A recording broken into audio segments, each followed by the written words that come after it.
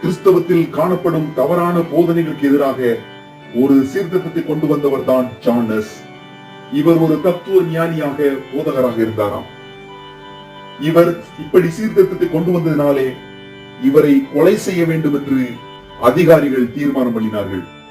நெருப்பில் எரித்து கொலை செய்ய வேண்டும் என்று ஜானுக்கு ஒரு மரண தண்டனையை விதித்தார்கள். அவரை கம்பத்தில் கட்டி கொலை செய்வதற்கு முன்பதாக ஒரு அமைதி சடங்கு ஒன்றை நடத்தினார்களாம். அவர் கையில் இருந்த திருவிருந்து கோப்பையை ஒருவர் பறித்து அவரை பழித்து பேசினாராம். அப்போது ஹஸ் தேவனுடைய ராஜ்யத்தில் அவர் தரப்போகிற கோப்பையில் நான் பருகுவேன் என்று கூறினாராம்.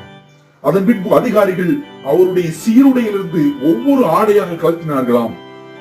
ஒவ்வொருவரும் ஜான் நஸ்ஸை சபித்தார்களாம். அவர் சொன்ன காரியம், கர்த்தருடைய நாமத்துக்காக வெட்கத்தை அனுபவிக்க நான் தயாராக இருக்கிறேன் என்று வழங்கினார்.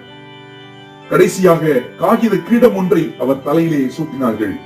அதில் ஒரு படம் வரையப்பட்டிருந்தது. ஒரு ஆத்துமாவுக்காக 3 பிசாசுகள் போராடுவதான படம் அதில் இருந்ததாம். அதன் கீழே முதன்மை துரோகி என்று எழுதியிருந்தார்களாம். உன் நாவியை பிசாசிடம் ஒப்படைக்கிறேன் என்று பிசப் சொன்னாராம்.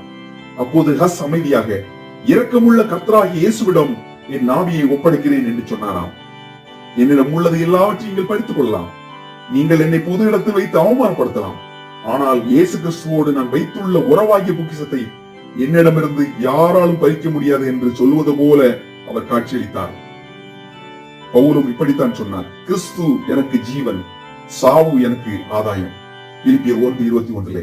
கிறிஸ்துக்குள் பிரியமானவர்களே, ஆண்டவருக்காக சத்தியத்துக்காக வைராக்கியமாய் இருக்க விரும்புகிற தேவ பிள்ளைகளே, இந்த ஜான் நஸ்ஸை போல கிறிஸ்து எனக்கு ஜீவன், சாவு எனக்கு ஆதாயம் என்ற கொள்கையோடு ஆண்டவருக்காக நிலைப்போம்.